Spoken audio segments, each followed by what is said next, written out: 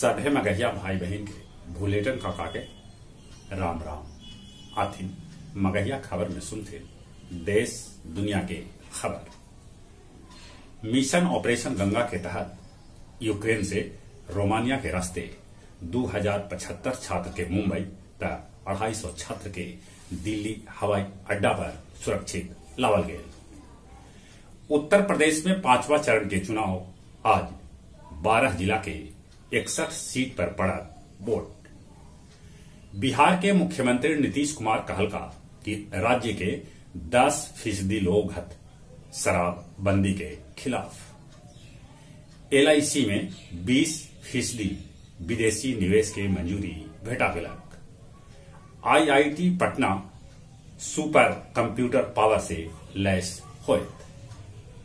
26वां अखिल भारतीय भोजपुरी साहित्य सम्मेलन के आयोजन मोतिहारी में कैल गेल। करीब 2 बछर बाद जागेश्वर धाम मंदिर के गर्भगृह के कपाट आम आदमी लेल खोल देवल गेल। कोयला के दाम बढ़े से ईंटा के दाम बढ़ सका है। तेलंगाना के नालगोंडा में एगो विमानन अकादमी के विमान दुर्घटनाग्रस्त हो गए, जकरा में महिला पायलट के जान चल गया। यूक्रेन के राजधानी कीव के रूस 3 पट्टी से घेर के बरसा रहा है मिसाइल। यूक्रेन के राष्ट्रपति वोलोदिमीर जेलेंस्की देश छोड़े के प्रस्ताव ठोकरैलन। वो कहलन अंतिम रब तक लड़ाई लड़न। ब्रिटेन समेत 28 देश यूक्रेन के देतन हथियार।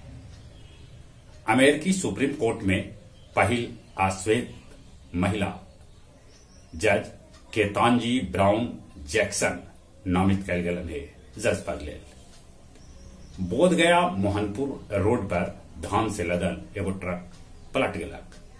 नक्सली संगठन झारखंड जन मुक्ति परिषद के 6 गो नक्सली के पुलिस गिरफ्तार कैल। डोभी में 3700 बोतल दारू के जब्त कैल गेल। बड़की डेल्हा में नाला बंद करे से कितने घर में घुस गए पानी। गया जिला में 10 दिन में 500 एकड़ में लगल अफीम के फसल नष्ट कर देवल गए।